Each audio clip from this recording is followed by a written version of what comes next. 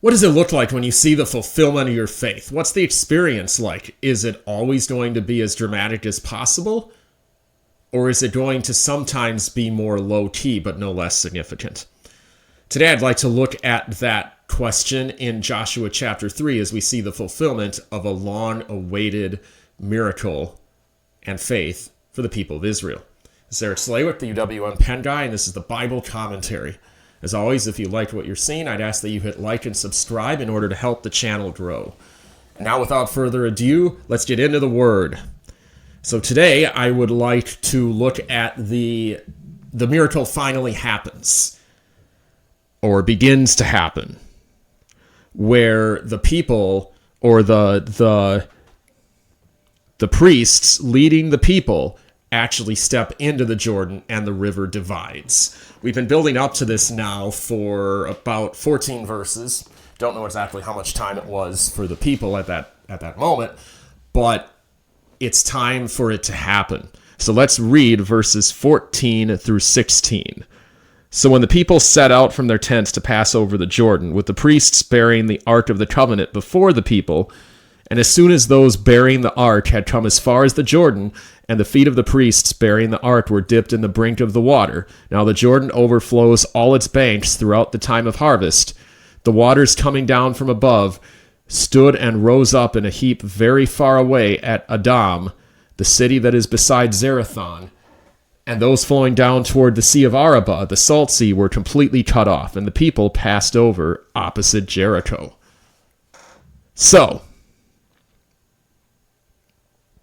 we see here that Israel, the people, definitely had their part to play in this. It was a more, you could say, passive part, and yet it was also active. It's an interesting sort of duality, and it parallels a verse that I brought up many times throughout this extended study of the book of Joshua, where Paul says, work out your salvation with fear and trembling, for it is God who works in you to will and to do according to the good pleasure.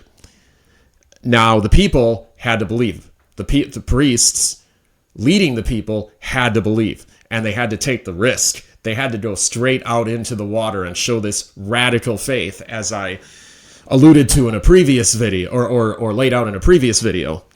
And now we're going to see the remarkable reality of that faith coming to be fulfilled. And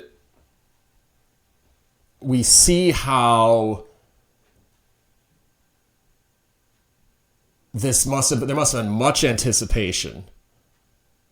It sort of reminds us of the apostles heading for Jerusalem, where they're convinced either that Christ is going to ride in on a white horse and conquer the city and conquer the Roman Empire and establish the millennial kingdom then and there, or like Thomas, they're kind of stoically resolved to the fact that Christ was going to die, and so Thomas said, let's go and die with him. And yet the rest, and probably Thomas, they were headed along the way, and Jesus caught them. It says they were once again arguing over who would be the greatest in the kingdom. You know, because they were kind of like little children at this point, as we all are at one point in our walk by faith with Christ. Now, the Israelites must have experienced something similar along the way, and you can imagine that they're anticipating something very, very dramatic, that most of them were remembering the parting of the Red Sea. And indeed, this would be dramatic, but unlike the account in Exodus 14, here in Joshua 3, it's very low-key. And I think that's very significant and worth dwelling on a bit, because through large stretches of Christianity, there's this constant hungering for great wonders, signs and wonders, and there's nothing in the Bible that indicates that signs and wonders are ever going to be the norm for God's people. And in fact, it seems to suggest that those who build their faith on signs and wonders have a weak faith, and probably a false faith. In an extreme illustration of this, Jesus said to the generation that had already seen more signs and wonders than they could possibly count, and yet they were coming to him, and some of their leaders were even basically testing him and mocking him and saying, come on, show us a sign, show us a sign. If you're really who you say you are, show us another sign, and another and another. And yet Jesus said, an evil and adulterous generation looks for a sign. No sign shall be given it except the sign of Jonah. 3 days Jonah was in the belly of the whale before he emerged from the whale. And so 3 days is the implication Jesus will be in the ground before he is raised from the dead and emerges from death. And so the people approaching this miracle at the Jordan, we know they have genuine faith because this miracle then has the proper role of a sign, which today is not the age of miracles, so we can't expect these sorts of external signs. But any sort of internal miraculous work, a moment of great spiritual development or blessing from God, is intended to be nothing more than an aid. And you can't build a faith upon these kinds of miracles, or you have the stark contrast here between the parents of this generation who clearly built their faith upon a steady diet of these kinds of external signs, and their faith collapsed within a matter of days or weeks. And this generation, who clearly they had sanctified themselves, they had gone through the test of having to sit in front of the city, as I alluded to in a previous video, and see the enemy over the river, and sit in front of the river and demonstrate patience, a lot of patience, since this was the end of a very long road for them. And they had passed the test. So for them, this confirmed and built the faith they already had, rather than being the very root and foundation of their faith to begin with.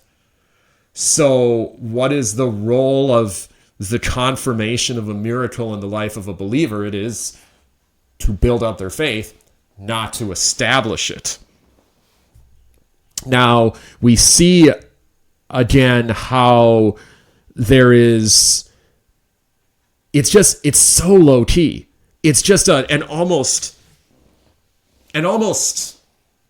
clinical description of what happened. No fanfare, no trumpets blown, no, not even the word behold, which is the Bible's way of saying, whoa, pay attention to this. This is remarkable. That word is actually reserved in the majority of cases for moral shock. For shock at either a positive act of faith or a level of sinful depravity that's so shocking that the narration got us to stop in the narration and say, whoa, look at that. Or even a very unusual situation that is leading to something sinful, like when I believe Matthew says, behold, Pharisees and Sadducees, these people hated each other. They never got along on anything, except that Jesus was their common enemy, so they got together. And it's like, whoa, these people never get together, and now they are. That phrase, behold, not here, not present. It's so low key. And we see this in the New Testament.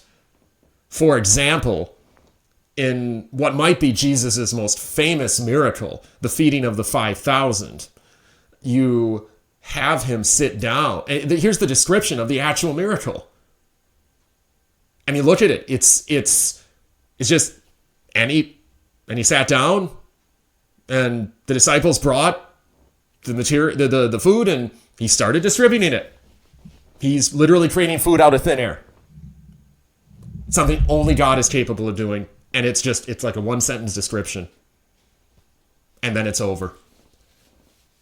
Now, you know how dramatic its impact was because the people rushed to follow him because they think they found something that was unheard of in the ancient world, which is a continual source of free food. Fairly normal today in certain circumstances, completely unheard of in any circumstances in the ancient world. Likewise, in either the modern or ancient world, completely unheard of to have waters separate like they did here. It was certainly spectacular, but the emphasis here is not upon the external physical spectacularity of the sign. It's upon the purpose of the sign, as we'll see in chapter 4. It's upon the faithfulness of the people and the way that this was complementing their faith and was naturally complementary to their faith. And in all likelihood, in fact, there were probably about 2 million people in this group or so. And you can imagine 2 million people crossing the River Jordan, as had been the case with roughly 2 million people or so. The estimates range from like 1.6 to upwards, I think, 3.2 million, but let's just go with 2.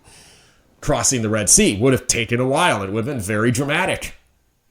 They would have to march 3, 4, 5, maybe 10 in a row. And the level of order entailed in that. That's why Joshua had to order things. After all, Paul says God is not a God of confusion, but of order. The miracle was ordered. The people were ordered by their officers. The priests were at the head. And so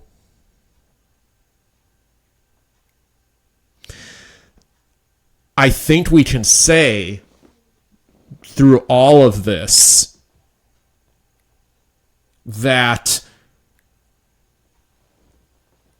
faith, and I'm again shamelessly borrowing a phrase from a sermon here, faith isn't believing in spite of the evidence, it's believing despite the consequence. The people had to, again, take a risk. They had that radical faith.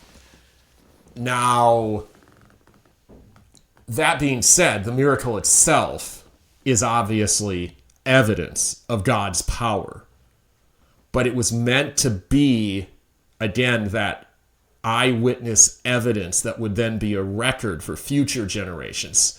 This was a sign that God would do once and never again do anything quite like it. And every generation in Bible history that experienced signs would have that quality of God would never again do anything quite like that particular sign that they received. But they would then have the record of the eyewitness testimony of the sign in order to build up the faith of future generations. After all, Paul says that faith comes by hearing, and hearing by the word of God. I think we could maybe summarize that point by saying that the faith was, the evidence was sufficient, but not complete. And what I mean by that is, it isn't all the evidence we could possibly ask for, but it's more than enough to be what we need. Again, through that eyewitness testimony that future generations could look back upon. And in chapter 4, we'll expand upon this theme a bit with the memorial that God has Joshua build to this wondrous miracle so that the people could look back on the evidence of God's ability and God's faithfulness in future generations. Now, one final point here, sort of a brief epilogue for this video, is that we once again see that the Bible is a book of history. Look at the specificity. I'll put it up again. Verse 16. This city that's beside Zarethan, flowing down towards the Sea of the Arabah, also called the Salt Sea. And they passed over, a heap very far away at Adam, beside Zarethan, flowing towards the Sea of the Arabah, also known as the Salt Sea. And the people passed over opposite Jericho. That entire verse is essentially geography. And we'll see this throughout the book of Joshua, that it's so rich in geography. I once briefly was there for 1 or 2 of a sermon series at a church where the teacher was actually projecting on 3D Doodle maps his way through the land of Israel in each of these places and battles and you could see how real the scriptures are, how historical they are. And this is utterly unique about the Bible. The only other religious text that comes anywhere near this is the Book of Mormon. And without, again, this isn't meant to be an apologetics video, and I'm not looking to drive away potential Mormon listeners, but suffice it to say that there is a lot more controversy over even locating the place names mentioned in the Book of Mormon, where even skeptical atheists and naturalistic Bible critics or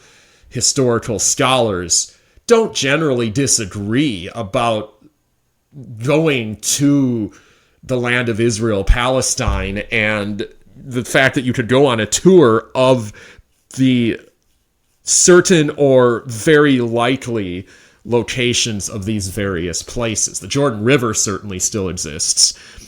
There are several Jerichos in the Bible, but I'm as I understand it, we pretty much know where both of them are. The Salt Sea still exists today. You could just Google it. And these other cities may be a little trickier, but I'm certain that archaeologists have at least a list of candidates at a minimum. And narrowing it down would simply be a matter of further research. And that's the worst case scenario. I haven't actually done a lot of background study into where these are. But that's typically how it goes with Bible archaeology. If you don't know exactly where it is, you know roughly where it is, and or have a very good list of guests, and you can be certain that one of them is it. So, that being said, the fulfillment of faith we've seen in this video is a few things. It's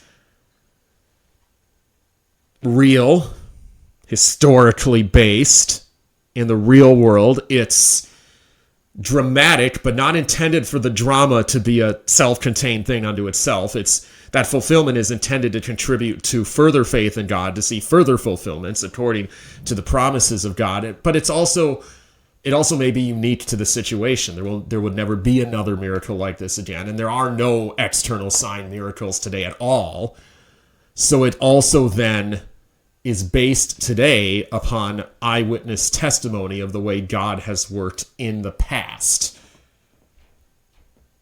And so, for those who have not yet become part of the genuine faith of God, who do not have genuine faith in God, I would encourage you to recognize that as a sinner, you need Christ, and genuine faith in Christ can bring you into this place, with the alternative being, as Paul says, being separated from the presence of God forever. The ultimate unimaginable form of suffering. So, until next time, this is Eric Slawick, the UWM Penn Guy, and this has been the Bible Commentary.